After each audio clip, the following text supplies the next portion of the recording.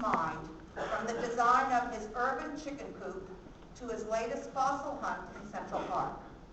It then came to us as no surprise that James, who had worked as a satellite engineer for NASA and is an avid historian and urban archaeologist, informed us one evening over wine that he had discovered in the bowels of Manhattan a forgotten trolley station. Here he could truly play at combining his skills as an engineer, urban historian, archaeologist, and architect. The bottom line is that James can never pass up an adventure or an exploration. He saw this cavernous, breathing space, and he decided to go to sleep. Because it is in his sleep that he is at his most creative. What defines James best is his boundless creativity and his instinctive understanding that to be creative, you have to allow yourself to be surprised, to get lost. That is what brought him underground to create a space for play. Thank you, James. Thank you.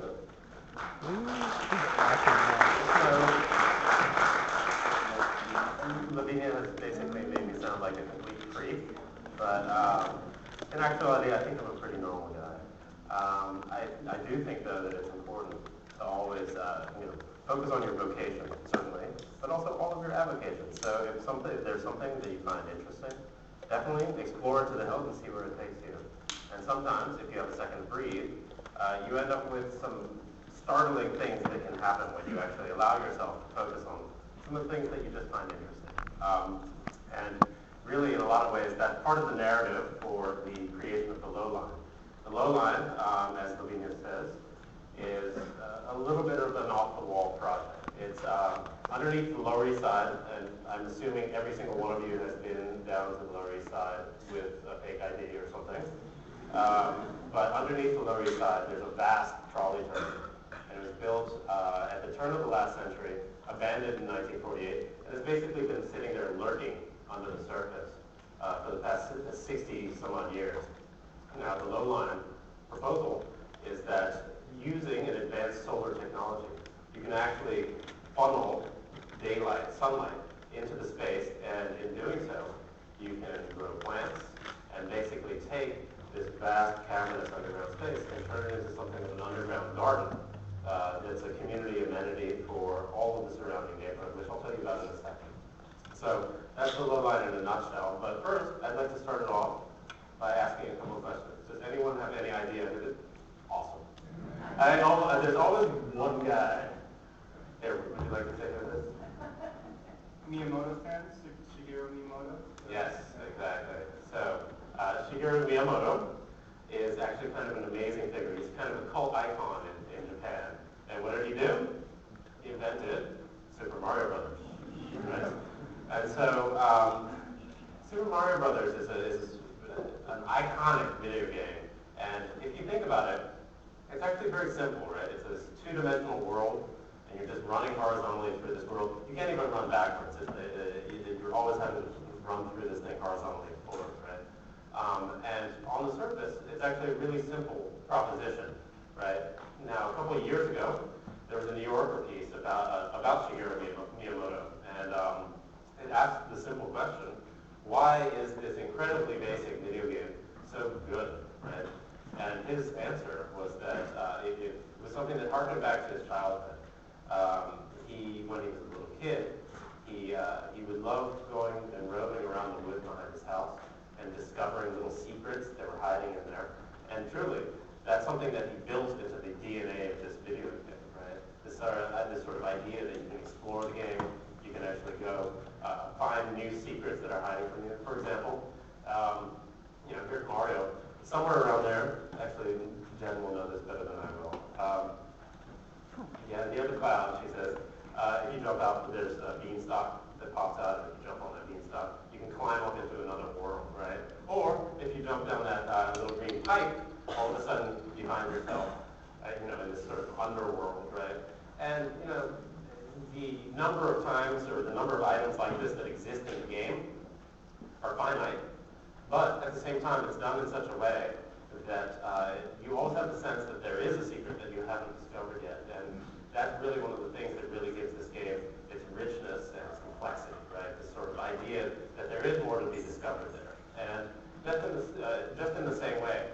could say something very similar about the way that we use our cities. Right?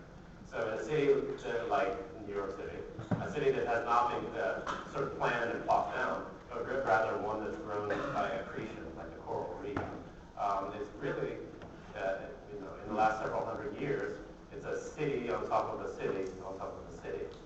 And the idea that New York City in particular is a palimpsest means that there are layers of the city just stacked on top of each other, on top of one another. And if you know where to look, every once in a while, New York City will just peel back a layer of its skin, just peel off a layer of the onion, and reveal to you some of its secrets. So, to be completely literal about it, this is a manhole cover in the middle of Atlantic Avenue. And actually, if you know exactly which manhole cover is covering this thing up, you can go down that hole and end up in this space, which is the oldest rail tunnel in the world. Right? This is from 1840. You used to be able to go down there. The Department of Transportation has deemed it unsafe to go down there, but it's a huge tunnel. It goes all the way from that trip. I don't know if any of you guys know Brooklyn at all, but it goes from Trader Joe's all the way to the water. It's big, and so. I guess more relevant, this is Delancey Street current day, right? And if you know where to look, you can go down and discover this space. This is the low-line space. So the original name for the space is the Williamsburg Trolley Terminal, and it was built between 1903 and 1908, and served as a turnaround for trolleys that came over the Williamsburg Bridge to Manhattan. So the trolleys with the streetcars would come over from Brooklyn, come down to Manhattan, go underground, and turn around in this space, right? And if you look at this picture, it gives you a sense both of the scale, but also, to some extent, the antiquity of the space. You'll see a bunch of guys in fedoras in the background, right? Now, fast forward to present day, that's what it looks like now. So it is actually remarkably similar to its original condition underneath all the filth, right? The space was abandoned in 1948 when the automobile finally completely won. And after that, they just kind of left the space alone. There's a couple little MTA things in there, right? But for the most part, it's the space that is this sort of turn-of-the-century space that it always was, lurking underneath a layer of basically schmutz, right? And so what does that mean?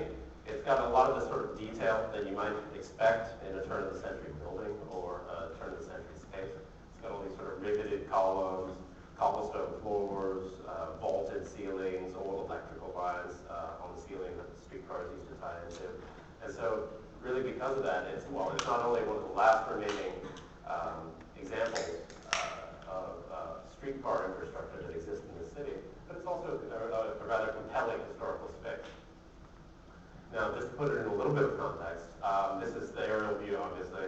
I'm assuming most of you know this neighborhood, but just to orient you a little bit, on the, I've got a laser, hold on. Okay. All right, so right there is the Williamsburg Bridge. And so you come down, it goes up towards Williamsburg, which is somewhere over there, basically. And you, once upon a time, the trains used to come in here and turn around these radiuses and head back to Brooklyn, right? And it's because of that that the space is actually so big. And to anyone who's actually been in this neighborhood, as you approach the bridge, all of a sudden Delancey Street gets inexplicably wide, and it's actually, in fact, the widest street in Manhattan at this point. And the reason is because there is that void space down there. So if you think about this, right, there's tens of thousands, if not hundreds of thousands of people that go over to and from that bridge every day, right? Almost none of them have any idea that this giant historical space is lurking down there, right? And so I think that ties very directly into this sort of sense of discovery and exploration that our cities have to offer us. Also, just to note a couple other things. Number one, this is where several transit lines meet each other. The J-Z and the F train all stop here. The neighborhood itself is really at the nexus of at least 5 different ethnicities, right? This is one of America's oldest neighborhoods. When most of your great-grandparents moved to America, this is probably the neighborhood they first moved to, and it's a very rich cultural neighborhood. It's one with a lot of history, and it's a very strong immigrant neighborhood. And at the same time, it's a neighborhood, in spite of all its richness, that has been continually kind of overlooked by the powers that be and really sort of passed over. And because of that, the entire portions of it have been knocked down, neglected, paved over, and made way for the automobile, etc. In fact, just looking at this map, you can see examples of that, right? So to the south side of the site, you can see there's vast parking lots. These were once actually thriving neighborhoods with tenement buildings and sort of street traffic, pedestrian traffic, etc. that were quite simply raised to make way for progress. And not only that, this is sort of a pocket of the city that's just been kind of wiped over with macadam to make way for the car. And so as we sort of look at the neighborhood as a whole, I think this very simple infographic is very suggestive. On average, this is a neighborhood that, in spite of its cultural richness, is actually one of the least serviced by public space or green space. Right? And so, just to put that in a little bit of historical context, there was a book written in, I think, 1890 by a fellow named Jacob Riis. He was a Danish guy, came to America, was appalled by what he saw in lower Manhattan, and actually photo-documented a lot of the conditions that he saw, and in doing so, ended up, to a very large extent, starting the modern parks movement. This particular image is actually one of the main, sort of most compelling images from that book. The resolution is pretty bad on this picture, and that's my fault, but what you're looking at right here is a bunch of children on the Lower East Side, quite literally playing in a feces-filled sewer, right? And right next to them, there's a dead horse with flies buzzing all over it. And, this was a compelling and shocking image at the time. Well, I mean, it's still shocking, right? But it was compelling at the time because the suggestion of this image is quite simply, there's absolutely nowhere for the residents of this community to actually go as a public space or as a green space, right? And so because of that, the parks movement was spurred, children's playgrounds, parks, etc., began to pop up all over the city. But strangely, not so much in the neighborhood that actually compelled these images in the first place, right? So the Lower East Side, despite sort of having given rise to a lot of the changes that have sort of shaped our city, was largely left behind in that progress. Now, if we fast forward, well, actually, this is actually from in and around that time. There's cars, so it's a little bit later than Jacob Riis. That you can actually sort of look at this and see how, one blight, the blight of the tenement or whatever, has just quite simply been replaced by another, right? So it's almost like a stop-motion portrait, right? Please note the number of people and the number of cars in this neighborhood. And that's present day. And so that's actually right above the low-line site. And I think it's a pretty, this is actually just a picture we took, but I think it's a pretty compelling portrait of what the current conditions are right there. What we have is nothing less than an urban fabric that's just been completely ripped apart at this point. And is a point which is the nexus of so many vibrant neighborhoods, so many vibrant ethnic cultures, as well as a transit node. And so right here at this crucial point, all of a sudden there's nothing, right? It's a wasteland. So how can we begin to sort of address these issues? Well, I think that, we have this space underneath there, this vast space underneath there. And it's a space that maybe we could activate for use by this community to begin to knit back together this community. And how do we do that? Well, it's my opinion that you can use design and technology to do that. So, this is a very simple diagram, but this is the basic engineering principle that we're operating with, right? Which is this. You can actually take sunlight and concentrate it using a system of optics, very simple, channel it through tubes or fiber optic cables, and then redistribute it in another location.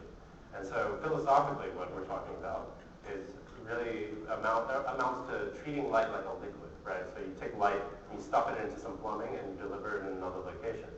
And so once you actually begin to conceive of light in this way, what ends up emerging is the ability to actually deliver natural sunlight to any number of astounding, kind of shocking places, like, for example, an underground trolley terminal that really hasn't ever seen the light of day, right? And then from there, once you actually realize that you can deliver natural sunlight to these locations, well, you can grow plants, right? So I think that this is a sort of a quantum leap that's really at the heart of this concept. having sort of made that determination, a friend and I actually set out to build a prototype. This is a very basic handheld item that we made in his fifth floor walk-up apartment in Chinatown. But it's actually a proof of concept. And it's a device that was able to concentrate and collimate the light of the sun, send it through a fiber optic cable, and deliver it to an endpoint successfully. And so that was the jumping off point for our sort of our continued exploration of this idea. Now, if we take that image, which is more or less present day, this is my very first time down in that tunnel, which was last March, let's say. If you take that, standing right here, and begin to apply that lighting and design concept to it, what ends up emerging is quite startling, actually, right? So very simple, really. It's just a suggestion. But what you're looking at is a very literal 3D model of the original engineering drawing with a very literal rendering of those of the technological aspects just plopped down into there with some plans. And then, sort of continuing on. All right, so that brings us to the idea of, okay, so here's this crazy idea. How do we actually begin to take this idea and turn it into reality? So what we chose to do was focus on two things in sort of the first year of our public existence, right, which was this past year leading up to last month. And so those two things were, on the one hand, we're doing a very detailed, what they call feasibility study. And what that is it's a combination of an engineering study where you actually survey with, sort of laser theodolite or whatever, survey in a very detailed fashion what the existing conditions are, and what impediments there would be to actually implement a plan like this, and how you solve for them.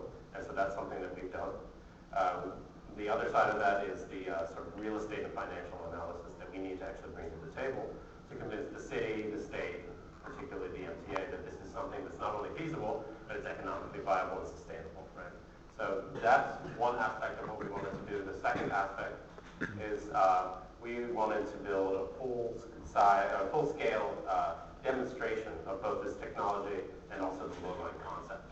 And so what we chose to do was we found a warehouse right next to the site called the Essex Market, and we set ourselves the goal of building a large, 35 by 35 foot installation piece, really, that illustrated some of the ideas of the low line, so you could actually, from the neighborhood, come by and actually experience what this thing might actually feel like, and actually begin to imagine what the implications of a project like this would actually be.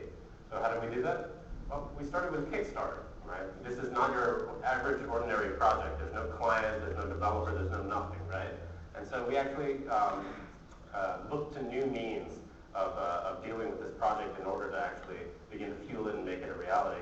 And Kickstarter actually worked in kind of an amazing way. We set ourselves an initial goal of $100,000. Does everyone here know what Kickstarter is? Yes, right? Okay, so Kickstarter is what they call crowdsourcing, right? So you post a video on there, people watch the video, and really kind of almost like vote for it by giving it money. And what we did was we set this up last February, and we set ourselves a goal of $100,000, not really knowing if that was at all feasible, but really kind of sort of looking at it from the standpoint of, okay, this is kind of what we need to host this exhibit and to put it up. And, no one's ever really done anything like this on Kickstarter before, on this scale anyway. Let's see what happens. And so we actually ended up smashing through that goal within the first 8 days of having it up. And then we were able to raise over 55% of that. Well, okay, that was a stupid way of saying it. We ended up raising $150-something thousand just by posting a video, really. And that was kind of an amazing galvanizing moment. It gave us a lot of sort of confidence that there was will sort of gathered behind this project, and that this was something that actually had some cultural resonance. And so it also it not only raised the money, it did a few other funny things, like all of a sudden we started seeing people walking around the street with low-line t-shirts on. We'd get these alerts online and realize that, actually that's a different side. Well, the media got wind of it, and there was sort of a media field day, which actually served to raise awareness of the project. Some fellow in China decided he wanted to make like this budget video game set in the low lines. And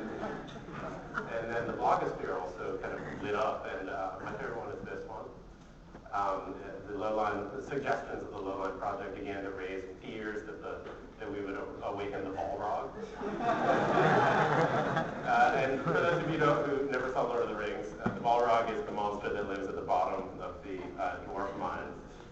Enough talk, you guys. The Balrog is the monster that lives at the bottom of the dwarf mines that they awaken when they go too deep or whatever.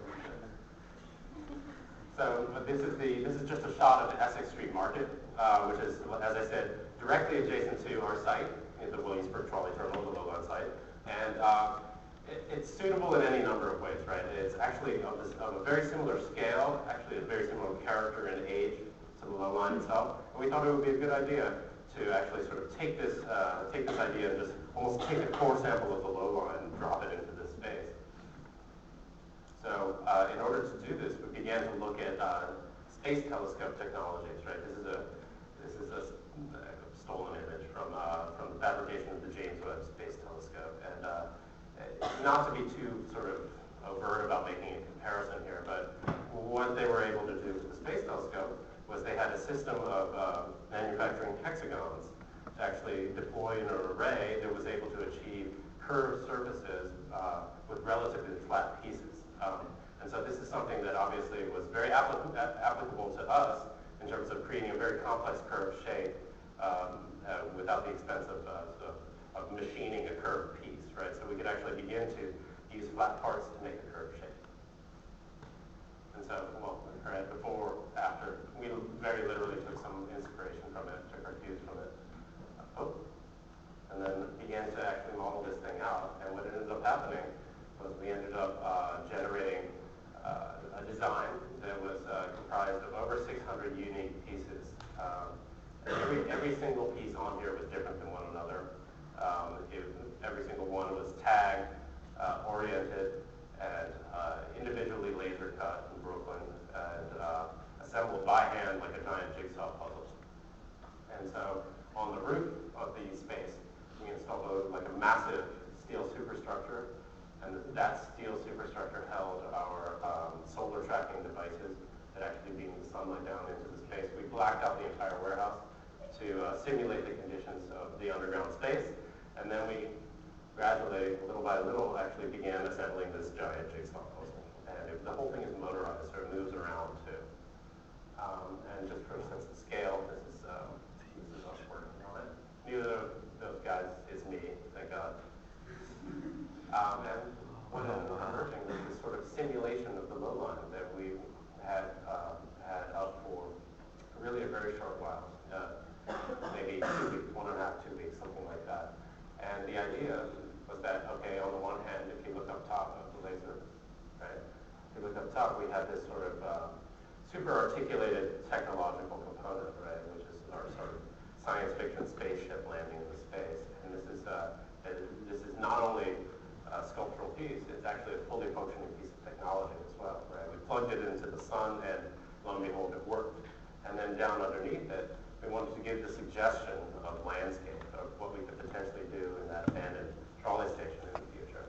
And so in regards to that, what began to emerge was that the conditions of this underground space with this sort of channeled and funneled light actually were very similar to some of the conditions in natural ecosystems, in particular among them the forest floor. So in terms of the way we approach designing this landscape, we wanted very much for it to feel like you were walking through a forest, like a dark forest, and all of a sudden came upon, maybe it was a clearing where a tree fell down, and like you came across this sort of mossy hill. And sort of to fit that sort of design intent, we very carefully calibrated the way the light was behaving. We also used various plants that you might find on a forest floor to sort of recreate that feeling. There's fallen logs in here, there's moss, ferns, there's a Japanese maple tree over here. And we even seeded this thing with mushrooms but mushrooms that sprouted over the course of the exhibit, which began to sprout, which I hate, by the way. And in doing so, we created this sort of what we wanted to feel like was sort of a surreal transportive experience.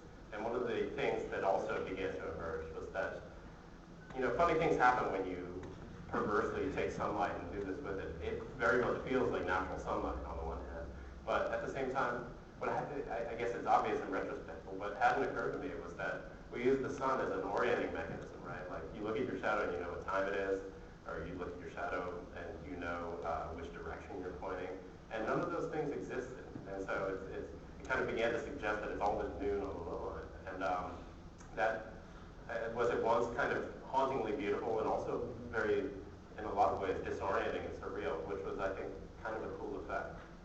So, let's see, more pictures of the technology. At the end of the day, what ended up happening was that over 11,000 people came through in that week and a half and checked out that exhibit, which is a staggering number if you think about the visitorship to your typical New York museum. We actually we had these throngs of people coming through, and it was a pretty magical couple of weeks. We accomplished what we needed to do design-wise by really sort of getting the idea stuck in people's heads by sort of showcasing these technological ideas. But also, we were able to sort of create this moment, this sort of little window of opportunity where the community came over. They ended up putting carts over here, pulling up chairs. There were people just lying around on the ground. We ended up selling coffee and meatballs, and people would just end up hanging out there all day. And so, I took that to be sort of a validation of a lot of our core concepts, that people really did actually sort of enjoy it and actually identify with it and really sort of drink the whole experience in. So that's sort of where we are now, and in the future we will disappear for a little while, I think, in the media's eye as we continue to do a lot of political outreach. But I think the thing that really sort of compels us and is really at the core of what we're doing is this, right? Once upon a time, which may actually predate everyone here, there was no such thing as Google Maps or Yelp or anything like that. And Lavinia alluded to this. And you actually could get lost, right? And that meant a lot of things. On the one hand, you might turn the wrong corner and you were in a neighborhood you didn't want to be in and you got mugged, right? But at the same time, the flip side was that you could actually wander around the city and discover something and be completely surprised and you really find something amazing that you hadn't known about before.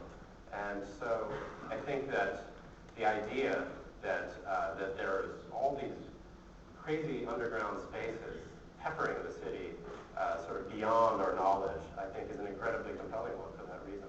These are sort of little hints that there really is more to the city than we have cataloged in our iPhones, than we can look up on a computer, really, and that there are still secrets to be discovered.